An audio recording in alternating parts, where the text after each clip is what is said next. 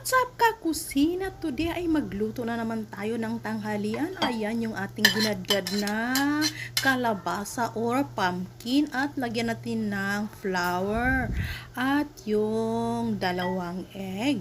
Ayan mga guys, at lagyan natin ng asin, paminta at kunting seasoning at yung bawang at onion.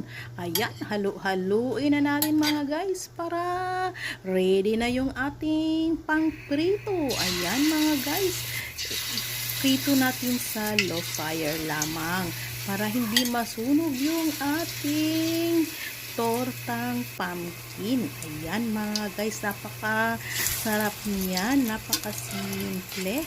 Ayan, yan lang ang ating ulam for today mga guys. Napaka-sarap kanyan. Pure na gulay. Ayan, luto na yan mga guys at ready na yung ating ulam. Ayan. Kung nagustuhan nyo ang aking video, please comment down, like, and share para lagi kayong updated sa ating video. Thank you po.